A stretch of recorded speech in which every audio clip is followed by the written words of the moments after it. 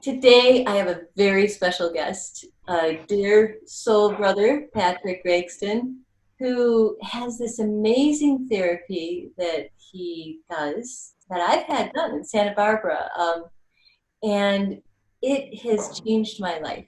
It changed the structure of my body. I stood taller. I felt different. I remember I would go in for a session and I feel a little like this, and then we'd measure me. And then when I left, I was literally taller. And I want to introduce you, Patrick. Thank you for being on Passionate Living today. Could you tell me a little bit about the name and what it is that you actually do? Sure. Well, thanks for having me. You're welcome. The work that I do is called Resistance, Flexibility, Strength Training. That's the name given to it by its author, a man by the name of Bob Cooley. Bob was struck by an automobile as a pedestrian, and after 2 years of therapies, he was given some prescriptions and told, "You're good," and he knew he wasn't. And he dedicated himself to trying to feel better in his body. And along the way, he discovered that if you shorten a muscle before you try to lengthen it, you can change your tissue. So that means I shorten my bicep, and then I keep it short, and then I overcome it with a force. That's called a centric movement.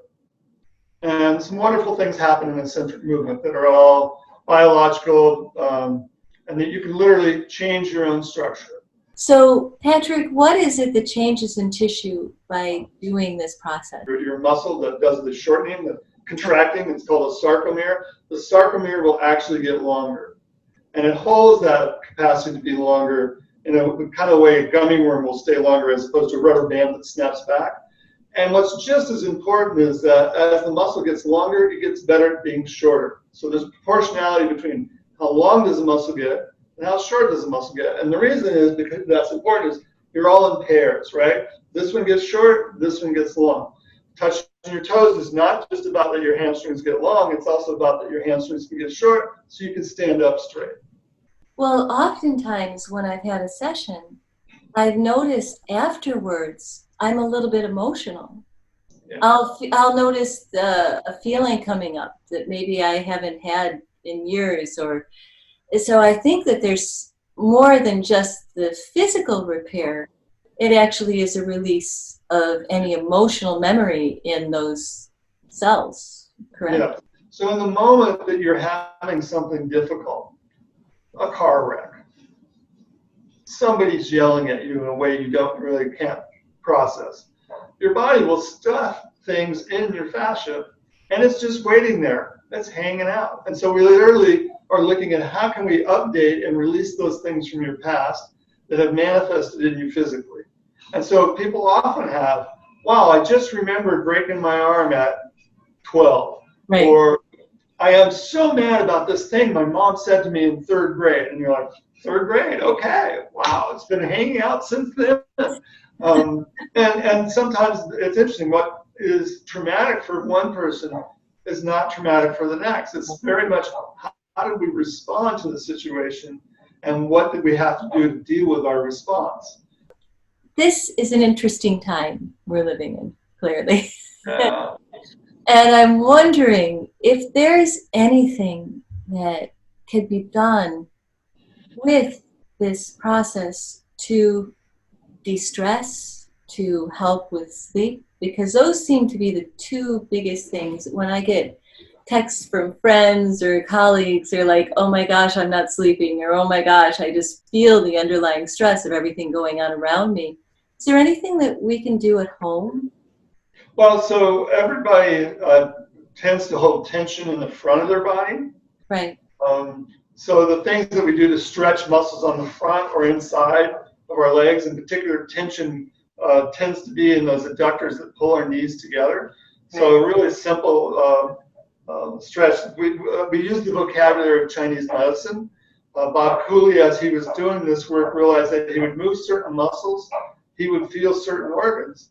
And he thought, that's really interesting. And so he was talking about that, and somebody went, well, that's Chinese medicine. There is a correlation between a muscle group and an organ. And so he tested that out in a number of different ways. And he thought, well, that's an interesting thing. And he went and studied Chinese medicine. So the exercise I'll show you right now is pretty simple. And it's about tension in these muscles between your legs, which we would call liver, right?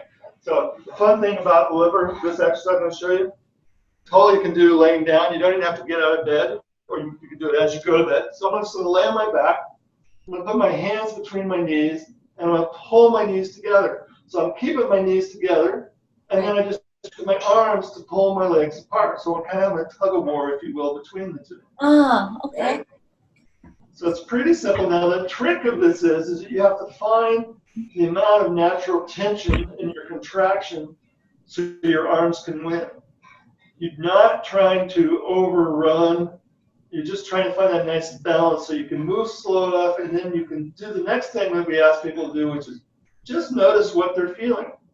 Right. So the first aspect of stretching is physical position and a movement. And the second aspect is note the sensations and try and locate and articulate them. So I'm pulling, so right now my right inner thigh, groin, about 3 inches up, that's where I'm having the most sense of something happening. And I got a fairly smooth motion. It gets a little wobbly, sort of sticky, stop-start as I get far apart, and that's about as far as I want to go before I feel uncomfortable. Or the discomfort reaches my point of I don't want to tolerate it anymore. Right. This is a simple example of a resistance stretch or eccentric movement.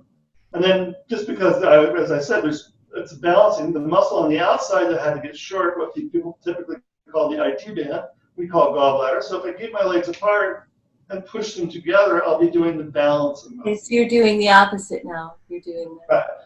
And what does this particular exercise help with? So the outside gallbladder definitely helps people when they have lower back pain. This one in here helps people release tension. Okay, so that's why we went to that. Yeah. It's a tension release. The other thing that happens in these times is that the anxiety and concern attacks immune systems. Chinese medicine meridian associated with external immune or defense for all that is skin. And in the muscles, that's this little thick thing right here in the back of your armpit. Okay. Right? So everybody's got this little chunk that's kind of the back. It's teres major is the muscle. And so the really easy exercise, you put one hand on the opposite shoulder, pull your elbow to your belly button, and then use the other hand to lift it up. So the gain here is by letting one muscle overcome the other. Right. The change occurs in the movement, so you keep doing it, and you do it. We don't count, and we don't tell you how to breathe, although we really recommend you keep breathing, because each exercise will suggest to a person a different way to breathe, and you don't count because that would take your attention off what am I actually feeling. How could I find more information about this? I highly recommend looking for Bob's books, The Genius of Flexibility, and his second book, Resistance Flexibility 1.0. And then I also offer Zoom classes by donation. So if people are interested, check in with me and we'll set you up for that. Great. We'll give them your email. And that's a beautiful offer, just helping people out right now and doing by donation. Appreciate that, Patrick. And I thank you for all of the amazing work that you do, and I appreciate everything you've done for me through the years too. It's been wonderful. If only you were in my geography. I know. Soon. I'll be out for a visit soon. Okay, cool. Thanks, Patrick. Have a beautiful day.